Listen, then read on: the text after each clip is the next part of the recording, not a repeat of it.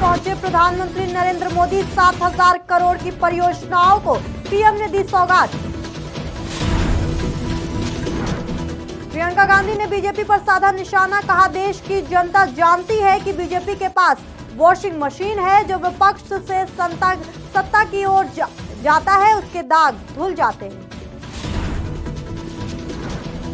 राजनाथ सिंह ने लोकसभा में की संविधान पर चर्चा। 2001 संसद हमले के शहीदों को दी श्रद्धांजलि। सपा सांसद अखिलेश यादव ने किया बड़ा ऐलान, कहा जब भी मौका मिलेगा जाति जनगणना कराएंगे।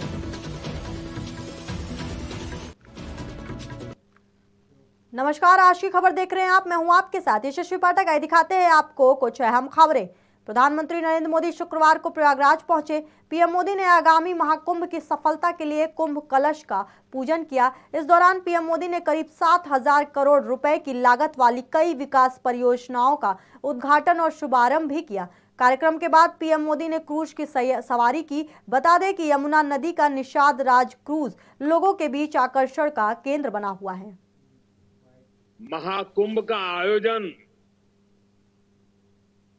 देश की सांस्कृतिक आध्यात्मिक पहचान को नए शिखर पर स्थापित करेगा। और मैं तो बड़े विश्वास के साथ कहता हूं, बड़ी श्रद्धा के साथ कहता हूं, अगर मुझे इस महाकुंभ का वर्णन एक वाक्य में करना हो तो मैं कहूंगा, ये एकता का ऐसा महायज्ञ होगा जिसकी चर्चा पूरी दुनिया में होगी। कांग्रेस नेता और वायनाड से सांसद प्रियंका गांधी वाड्रा ने शुक्रवार को लोकसभा में अपना पहला संबोधन दिया। इस दौरान उन्होंने कई मुद्दों पर अपनी बात रखी। प्रियंका गांधी वाड्रा ने अपने संबोधन की शुरुआत संविधान से करते हुए कहा कि पूरे देश की जनता जानती है कि बीजेपी के पास वॉशिंग मशीन है, जो विपक्ष से सत्ता की ओर जाता है उसके दाग धुल जाते हैं। मुझे यहाँ मेरे कई पुराने साथी सत्ता पक्ष की तरफ दिख रहे हैं, जो शायद अब वॉशिंग मशीन में धुल गए हैं। पूरी देश की जनता जानती है कि इनका हंसती है, जानती है कि इनके यहाँ तो वॉशिंग मशीन है, तो यहाँ से वहां जाता है वो धुल जाता है। इस तरफ दाग, उस तरफ स्वच्छता। और मेरे कई ऐसे साथी हैं जो इस तरफ होते थे उस तरफ चले गए, मुझे दिख भी रहे हैं वॉशिंग मशीन में शायद धुल गए हैं। संसद के शीतकालीन सत्र के 14वें दिन शुक्रवार को संविधान के 75 साल पूरे होने पर लोकसभा में चर्चा हुई। शुरुआत में राजनाथ सिंह ने 13 दिसंबर 2001 को संसद पर हुए आतंकवादी हमले को विफल करने में अपने प्राणों की आहुति देने वाले सुरक्षा कर्मियों को श्रद्धांजलि अर्पित की। रक्षा मंत्री राजनाथ सिंह ने संबोधित करते हुए कहा कि भारतीय संसद और संविधान के 75 वर्षों पर ऐतिहासिक चर्चा में भाग लेना सौभाग्य की बात है। संविधान का अमृत महोत्सव हमें संविधान सभा के प्रयासों और एक स्वतंत्र भारत की नींव की याद दिलाता है।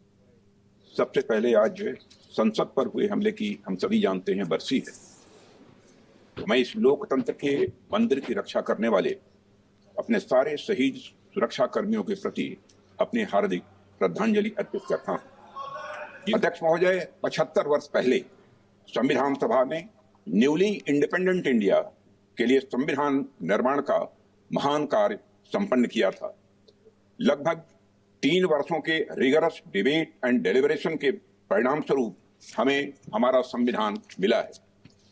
अध्यक्ष महोदय, संविधान सभा ने जो संविधान तैयार किया था वह केवल एक कानूनी दस्तावेज नहीं था, बल्कि जन आकांक्षाओं का वो प्रतिबिंब था।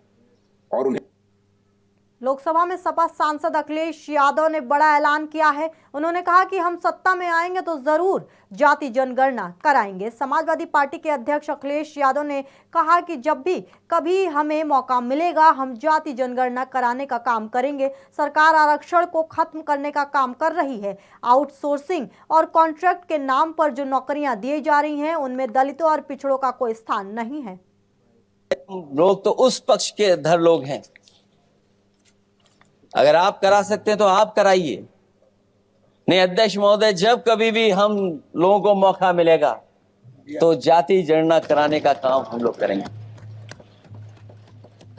सामाजिक न्याय समाज के अनुसूचित जाति, अनुसूचित जनजाति और अन्य पिछड़े वर्गों को न्याय दिलाने का बड़ा अस्त्र आरक्षण था, उसे समाप्त कर दिया गया है। आउटसोर्सिंग और कॉन्ट्रैक्ट बेसिस पर थोड़ी बहुत नौकरियां जो दी जा रही हैं, उनमें दलितों और पिछड़ों का कोई आरक्षण नहीं है। शिक्षण संस्थाओं और विश्वविद्यालय में प्रोफेसर्स और वाइस चांसलर के चयन के समय इनके आगे लिख दिया जाता है, एक नया शब्द का इजाद हुआ, NFS, नॉट फाउंड सुटेबल। सरकारी उपक्रम भेज दिए, प्राइवेट उपक्रमों में कोई आरक्षण नहीं। राज्यसभा में सभापति जगदीप धनखड़ और कांग्रेस सांसद मल्लिकार्जुन खड़गे के बीच तीखी बहस देखने को मिली। धनखड़ ने भड़कते हुए कहा कि मैं किसान का बेटा हूं, मैं झुकता नहीं। इस पर खड़गे ने पलटवार करते हुए कहा कि आप किसान के बेटे हैं तो मैं भी मजदूर का बेटा हूं। आप सदन को परंपरा से चलाइए। जुबानी जंग के दौरान खड़गे ने कहा कि अगर आप किसान के बेटे हैं तो मैं मजदूर का बेटा हूं। आप कह रहे हैं कि हम किसान के बेटे का अपमान कर रहे हैं। मैं कहना चाहता हूं कि मैं मजदूर का बेटा हूं। खड़गे ने कहा कि हम यहां आपकी तारीफ सुनने नहीं आए हैं। इस पर जवाब देते हुए धनखड़ ने कहा कि मुझे पता है कि आप किसकी तारीफ करना चाहते हैं। पुष्पा 2 स्टार अल्लू अर्जुन को जेल हो गई है। उन्हें 14 दिन के लिए न्यायिक हिरासत में भेज दिया गया है। ये एक्शन उनके फिल्म के स्क्रीनिंग में मची भगदड़ में एक महिला की मौत के मामले में सामने आया। गिरफ्तारी के बाद एक्टर को नामपल्ली कोर्ट में पेश किया गया, जहां सुनवाई के बाद उन्हें 14 दिन की न्यायिक हिरासत में भेज दिया गया। ये एक्टर के लिए बड़ा झटका है। इससे उनके फैंस को भी शॉक लगा है।